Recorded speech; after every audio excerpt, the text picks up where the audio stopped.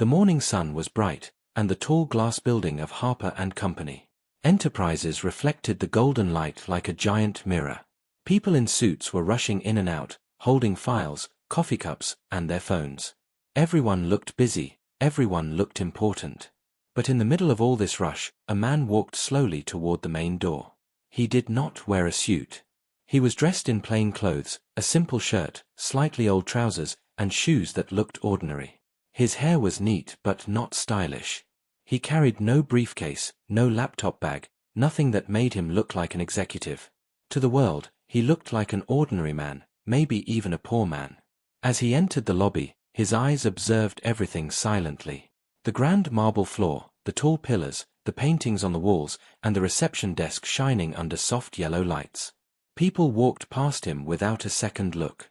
Some glanced at him with curiosity, others ignored him completely. At the desk sat a young receptionist named Clara. She had sharp eyes, perfectly styled hair, and a voice that always carried authority. She believed she was the gatekeeper of the company, deciding who deserved to enter and who did not. The man walked up to her desk. He smiled gently and said, "Good morning." Clara barely lifted her eyes from her computer. She scanned him from head to toe. His plain clothes told her everything she thought she needed to know. To her, he was nobody. "Yes," she said in a cold tone. "I would like to meet someone from management," the man replied softly. His voice was calm, steady, polite. Clara frowned. "Do you have an appointment?" The man shook his head. "No, I don't." She let out a short laugh, a sound full of arrogance. "Then I'm afraid you cannot just walk in here. This is not a place for walk-ins. You need an appointment." The man nodded quietly. He did not argue. He simply looked around, noticing how busy the lobby was. His eyes fell on the large company logo behind the reception desk. For a brief second, his lips curved in a small smile, as if he knew something no one else knew. Clara tapped her nails on the desk. "Sir, maybe you should leave. This is a professional space, not a waiting lounge. People like you cannot just enter." Her words were sharp, almost insulting, but the man's face did not change. His calmness was almost strange. He stood there, hands folded behind his back, as if her rude tone did not touch him at all. Several employees walked past, some slowing down to glance at the scene. They saw the receptionist treating the man poorly, and most assumed she was right. Why would someone dressed like that have any business here? A few even smirked, whispering to each other. Still, the man stood silently. He did not defend himself, did not reveal anything. His silence made him mysterious. One junior staff member, walking by with a stack of papers, noticed him closely. There was something about the man's face, something familiar. He tried to remember where he had seen him before, but the thought slipped away as his supervisor called him. Back at the desk, Clara crossed her arms. "Sir, I'm asking you again. Do you have an appointment? Because without it, you will not meet anyone." The man looked at her for the first time, directly into her eyes. His gaze was steady, deep, and strangely powerful. Clara felt a sudden discomfort but quickly straightened up, hiding it under her arrogance. "No appointment," he repeated gently. "But I came for an important reason." Clara rolled her eyes. "Everyone says that. Do you know how many people come here begging for jobs or contracts? If I allowed them all in, this place would turn into a bus station." Her voice grew louder. A few people nearby turned their heads to watch. The atmosphere was slowly becoming tense. The man, however, remained calm. He did not raise his voice. He simply said, "I understand." And then, he did something unexpected. Instead of leaving, he stepped aside and sat on one of the lobby chairs. He sat quietly, folding his hands, his eyes scanning the room again. Clara frowned. To her, this was disrespect. He was not supposed to sit there without her permission. She whispered to herself, "Some people don't know their place." Minutes passed. The man remained seated, still and patient, like someone who had all the time in the world. Employees kept glancing at him, whispering behind his back. Some laughed softly, assuming he was a poor man trying to beg for work. But behind those quiet eyes of his, there was a secret. A secret no one in that building yet knew. And that secret was powerful enough to change everything. The silent stranger had arrived. The man sat quietly in the lobby chair, his posture straight, his hands calmly resting on his lap. People rushed around him, too busy to notice, yet a few pairs of eyes kept drifting toward him. His presence was unusual. He did not look nervous like a job seeker. He did not look restless like someone waiting for help. He simply sat there, silent and steady, like a man who had chosen patience over pride. But Clara, the receptionist, was growing irritated. Every time she looked up from her desk, she saw him sitting there with that calm expression. To her, it felt like he was challenging her authority. She leaned back in her chair, crossed her arms, and muttered under her breath, "Unbelievable. He just won't leave." After a while, Clara called out to him, her voice sharp, echoing across the lobby. "Sir, I told you, you cannot sit here without an appointment. You must leave." The man slowly turned his head toward her, his eyes meeting hers with quiet intensity. He did not argue. He simply said, "I will wait." Clara raised her eyebrows in disbelief. "Wait? For what? Nobody is going to meet you. Do you even know what kind of company this is? Harper & Company doesn't waste time on strangers who just walk in from the street." Her tone grew louder, attracting attention. A few employees walking by slowed down, pretending to check their phones while actually listening to the conversation. They smirked, enjoying the scene. One of them whispered, "Look at that guy. Probably another poor soul begging for a job." Another replied, "Clara will crush him. She doesn't let anyone through." Clara enjoyed the attention. It made her feel powerful, like the queen of the lobby. She leaned forward, her voice dripping with arrogance. "Sir, I'll be honest with you. You look like someone who cannot even afford this building's rent. What makes you think you can meet the management here?" The words were harsh, cruel, even. But the man did not flinch. His face remained calm, his eyes steady. He did not show anger, nor shame. He simply gave her a small nod, as though he accepted her opinion. Clara mistook his silence for weakness. She continued, each word sharper than the last. "I see people like you every day, dreamers who think they'll get lucky. But this world doesn't work that way. If you want a job, there's a notice board outside the building. Maybe you can try cleaning or security. That's probably more suitable for you." Gasps escaped from a few nearby employees. Even they thought she had gone too far. But Clara smiled proudly, enjoying her own cruelty. The man's eyes, however, did not change. He looked at her with a calm expression that was almost unsettling. It was as if he was silently testing her, letting her reveal her true character. Minutes passed. The tension in the lobby grew. Every time someone walked by, they stared at the man, some laughing quietly, others shaking their heads in pity. A group of interns whispered among themselves, mocking his clothes. "Look at his shoes. Probably cheaper than my coffee." The man heard it all. Yet he did not react. A junior staff member named Daniel walked past carrying a heavy stack of files. He glanced at the man, his steps slowing down. Something about the stranger's face tugged at his memory. He had seen that face somewhere before, on a magazine cover, or maybe in a news article. But before the thought could settle, his supervisor barked his name, and Daniel hurried away. Back at the desk, Clara spoke again, her voice filled with disdain. "Sir, you are wasting your time. No one in this company is going to see you. You should go back to wherever you came from." The man finally stood up. For the first time, he moved closer to the reception desk. His presence seemed to fill the space around him. He leaned slightly forward and said in a calm, steady tone, "Sometimes, the way we treat people we think are small shows who we really are."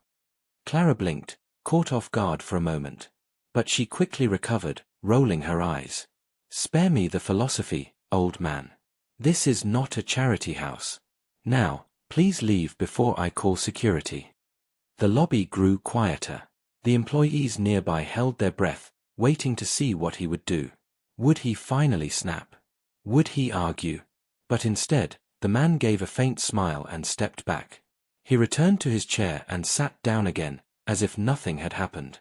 The silence was heavy, almost uncomfortable. Some employees shifted nervously. Others whispered to each other, confused by the stranger's strange patience. Clara, however, smirked in triumph.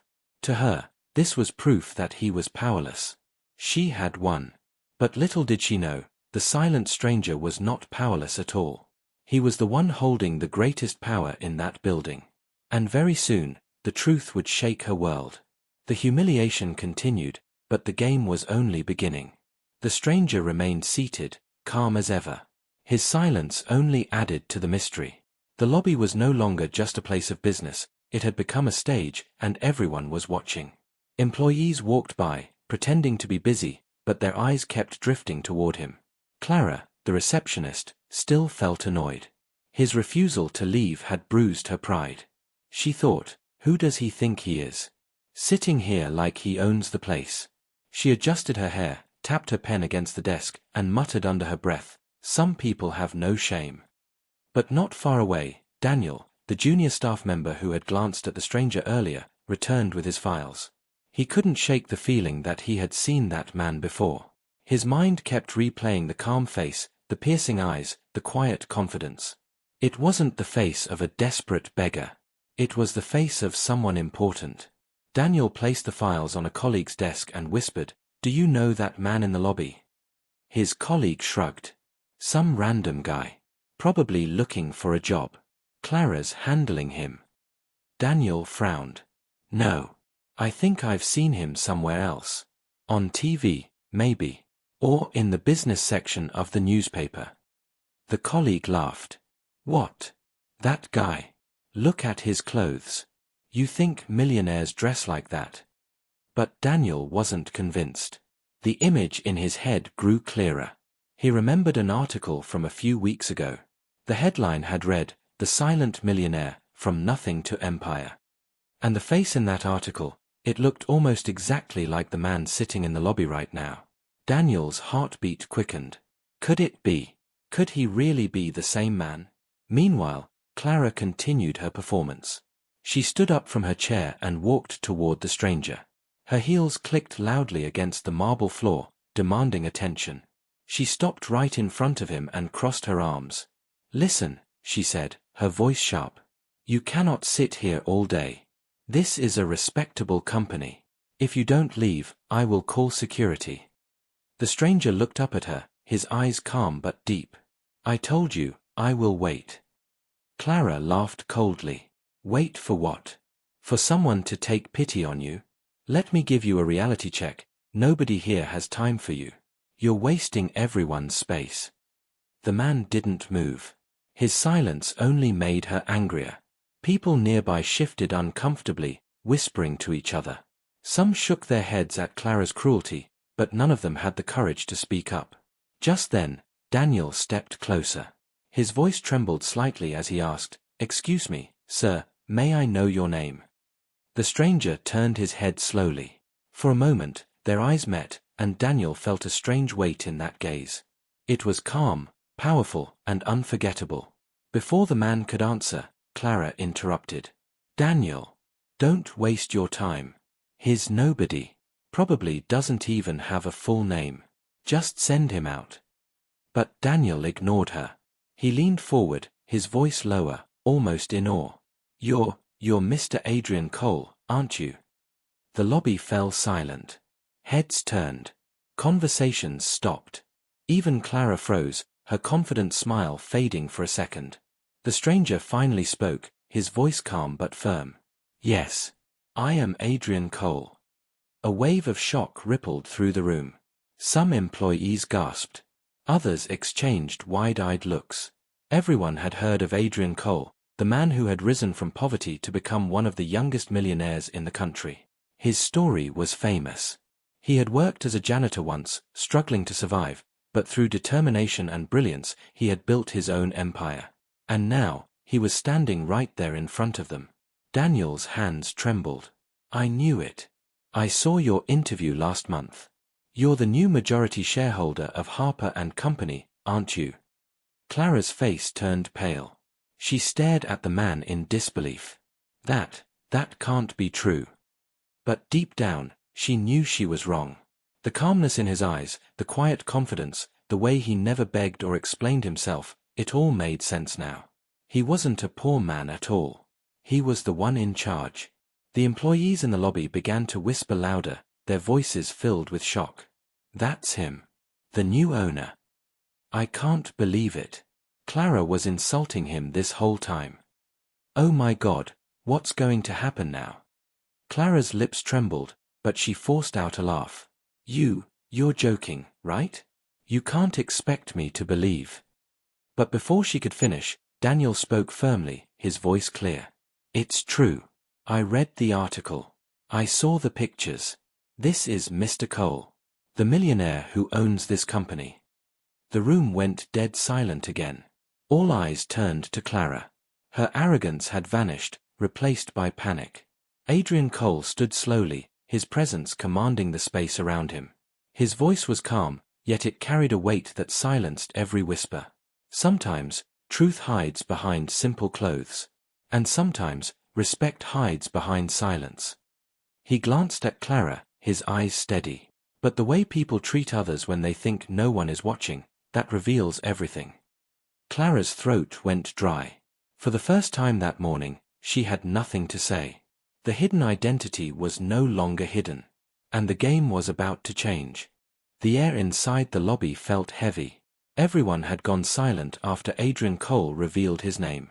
Whispers slowly began to spread like fire, but no one dared to speak loudly. People who had mocked him earlier now stood frozen, their eyes wide with disbelief. Clara's confidence, which only minutes ago had filled the room, was crumbling like glass. Her lips parted as if she wanted to deny everything, but no words came out. She looked around for support, but all she saw were the shocked faces of her colleagues staring at her. Adrian's calm presence was unsettling. He stood tall, his hands resting loosely by his side, his eyes fixed on Clara. He had not raised his voice, yet his silence carried more weight than any anger could. Daniel, still nervous but braver than before, spoke softly. It's true. Mr. Cole is the new majority shareholder. I saw the news myself. The whispers grew louder. Clara insulted him the whole time. She told him to go be a cleaner. She's finished. Clara's heart pounded. She forced a laugh, trying to save face. This is some kind of misunderstanding. There's no way. Adrian finally spoke, his tone calm yet piercing. Do you think a suit defines respect? Do you believe expensive shoes make a man worthy? If that is the case, then you never understood the true meaning of respect. The words struck her harder than any shout could. Her throat went dry, but still, she tried to defend herself. I didn't know who you were.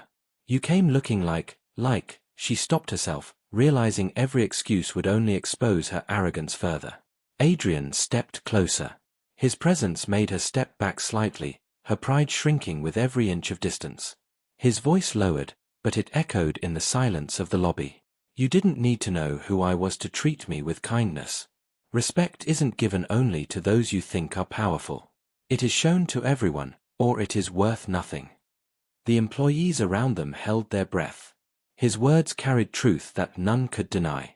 Clara's face burned red. Her knees felt weak, but she forced herself to stand straight. And then, in desperation, she snapped. Enough, she shouted, her voice breaking. Yes, I was rude. But you provoked me. You sat there silently, wasting my time, wasting everyone's time. Do you think you can just test people like this? Do you think your money gives you the right to walk in dressed like a nobody and expect respect? Her voice echoed through the lobby. Everyone gasped at her daring words. Some stepped back, afraid of what would happen next. Clara's mask of professionalism had shattered completely. She was no longer the confident receptionist, she was a cornered woman, fighting against the truth. Adrian didn't move. He let her words spill out like a storm, standing calm in the middle of her rage. When she finally stopped, panting slightly, he looked at her with steady eyes. You think I tested you, he said slowly. But in reality, you tested yourself. I gave you nothing but politeness, and what did you give in return? Clara's lips trembled. She had no answer. Adrian continued, his voice calm but sharp as steel. Your words exposed your heart. Not my silence. The room went so quiet that the sound of a phone buzzing in someone's pocket felt deafening. Everyone was watching, waiting for the final moment. Clara's pride finally broke. Her shoulders slumped, and her eyes filled with panic. "Please," she whispered. I didn't mean." But Adrian raised a hand, stopping her words. His face held no anger, only disappointment. Apologies spoken out of fear are empty. Respect should not be offered only after the truth is revealed. It should be given when nothing is known. Clara's eyes welled with tears. For the first time, she realized the depth of her mistake. The breaking point had arrived, not for Adrian, but for her. He turned away from her slowly, his gaze shifting toward the employees who stood watching. Many of them lowered their heads, ashamed of how they had also judged him silently. Adrian's voice rose slightly, enough for all to hear. "Remember this moment. Power, money, position, these things do not make a person valuable. Humanity does. And if you lose humanity, no title can save you." The lobby remained in stunned silence. Clara covered her face with trembling hands, wishing she could disappear. Adrian walked back to his chair and sat down once more, his calmness unshaken. But this time, no one dared whisper, no one dared laugh. His silence now commanded respect. Everyone knew, the game had changed forever. The lobby was still heavy with silence. Clara stood frozen at her desk, her pride shattered, her arrogance stripped away. Around her, employees avoided eye contact, ashamed of the whispers and quiet laughter they had shared earlier at the stranger's expense. Adrian Cole sat calmly once again, his presence commanding even without a word. Every second he remained silent only increased the weight in the room. Everyone knew something bigger was about to happen. At that moment, the elevator doors opened with a soft chime. A tall man in a tailored suit stepped out, Mr. Harris, one of the senior managers of Harper & Company. He was holding a file in one hand, busy scanning through the pages, until he noticed the unusual stillness in the lobby. His eyes followed the direction of everyone else's gaze, and then he saw Adrian. Mr. Harris froze. The file slipped slightly from his hands. His lips parted in shock before he quickly regained control of his expression. He walked straight toward Adrian, his steps fast but careful, like a man approaching someone of great importance. "Mr. Cole," he said respectfully, his voice firm but nervous. We weren't expecting you today." Gasps filled the lobby. The confirmation they had all been waiting for had finally arrived. The whispers turned into loud murmurs. "It's true. He really is Adrian Cole. He's the new owner. Oh God. Clara is finished." Clara's knees nearly gave out. She clutched the edge of her desk for support, her face pale as paper. Adrian stood up slowly, his calmness unshaken. His voice was steady, low, but powerful enough to silence every murmur. "I came unannounced. I wanted to see for myself how people are treated here, not when they know I am the owner, but when they think I am no one." Every word landed like thunder. Employees exchanged guilty looks, remembering their smirks, their whispers, their mocking glances. Clara felt like the floor beneath her would collapse. Mr. Harris lowered his head respectfully. "Sir, if I may, we had no idea. If we had known." Adrian raised a hand, cutting him off. "That is exactly the problem. Respect should not depend on who a person is. It should not depend on clothes, or status, or titles." His eyes shifted toward Clara, who could barely breathe under his gaze. True respect is shown when you believe the person in front of you has nothing to offer you. That is when your character is revealed. Clara's lips trembled. "Please. Mr. Cole, I didn't mean." But Adrian didn't let her finish. "You didn't mean to get caught," he said softly. "But you meant every word you spoke when you thought I was no one. And those words showed me the kind of heart you carry." The employees fell silent again. Some looked at Clara with pity, others with disgust. Adrian continued, his voice carrying through the lobby. "I started my journey as a janitor. I cleaned floors like these.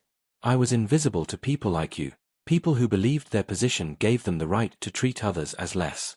But I never forgot those days. And I promised myself, if I ever rose higher, I would never forget the value of respect.